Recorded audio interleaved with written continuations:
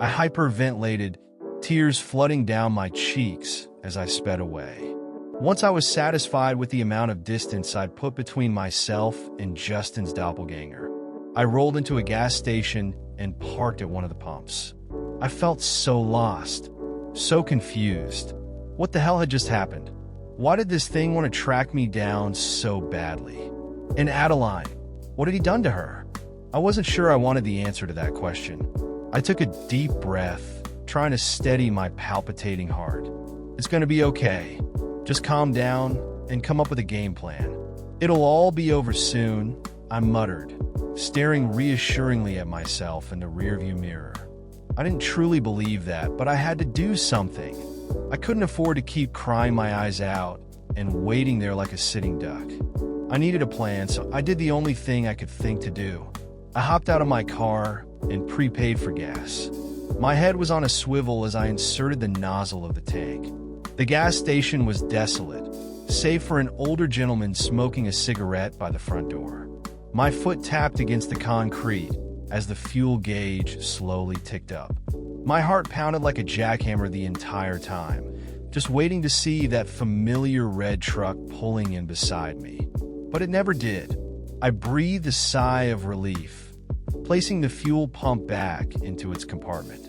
I glanced back at the man by the door for a split second before jumping back into the driver's seat. He was talking on the phone now, and was he grinning at me? I didn't want to wait to figure out what he was planning. I zipped down the road and onto the interstate. I didn't know where I was going, but I knew that I needed to get far away from my husband's look-alike. Once I was on the open road and all the fear had begun to dissipate, it hit me. Everything. The cheating, the lies, the betrayal. All of it. It all crashed down on me like a tidal wave. What hurt the most was the false sense of security I was lulled into. I had let myself believe that Justin had changed, that he'd turn a new leaf with no provocation whatsoever. The thought that all that time, none of the love I'd been given was even real, it shattered my heart all over again. I'm not ashamed to admit that I cried. I sobbed uncontrollably as I continued down sparsely populated roads.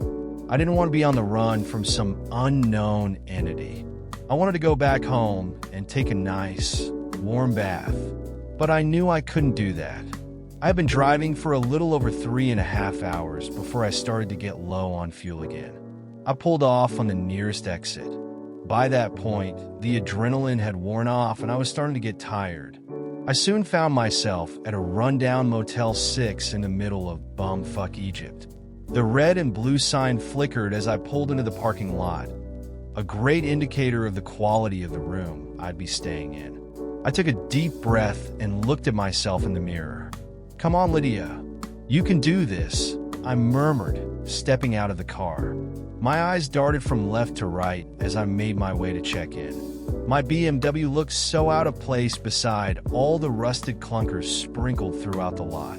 I picked up my pace, my heart rate spiking. A bell chimed as I opened the door to retrieve my key.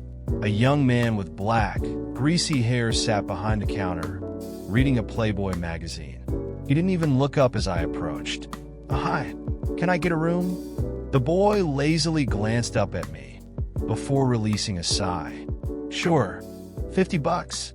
I pursed my lips as I fished around in my wallet. $50 a night for this dump? What a ripoff.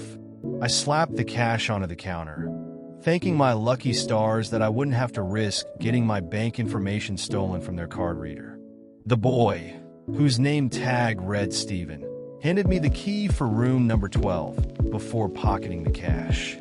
"Thanks," I said, shooting him a glare as I snatched the keys. He gave me a slight nod before returning to his magazine. I nearly sprinted to room 12. I hurriedly jammed the key into the lock before shoving the door open. Right as I was closing it, something caught my eye.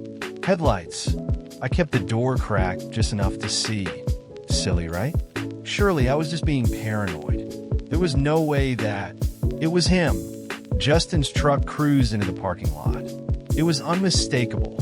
The faded red paint, the dent on the driver's side door, the crack running down the entirety of the windshield. It was all there.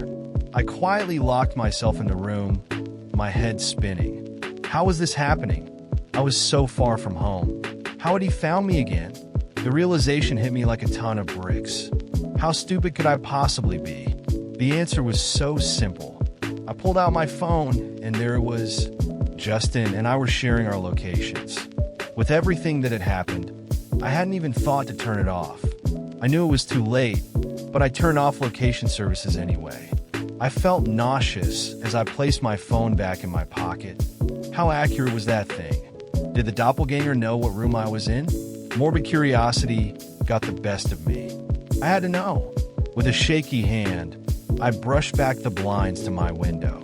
The second I did, tears began to trickle down my cheeks, and my blood turned to ice. He was outside. Justin's impersonator was standing directly outside my window. His eyes were wide and manic. The grin he wore looked off, like it was too big for his face. I couldn't move. I was paralyzed with fear. The fake Justin walked up to the glass and paused for just a moment. The silence was so deafening that the only audible noise was the blood pumping in my ears. And then he moved, his tongue lolled out of his mouth, and he slapped it against the glass with a wet thumb.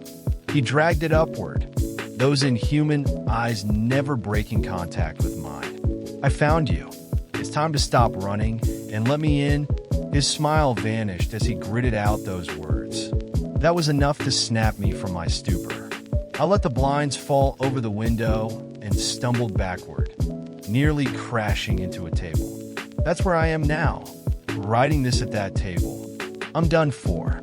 It's only a matter of time before he breaks in. I phoned the front desk, but no one answered. I called the police too, but response times are slow this far out in the boonies. This will most likely be my final update. If the cops don't show up on time, I don't know what he'll do to me. My hands are trembling as I type this. He's trying to kick the door down, and I don't think it's going to hold. To anyone reading this, please listen to me. If you notice a sudden change in a loved one's personality, don't brush it off. Because it just might be this thing wearing their face.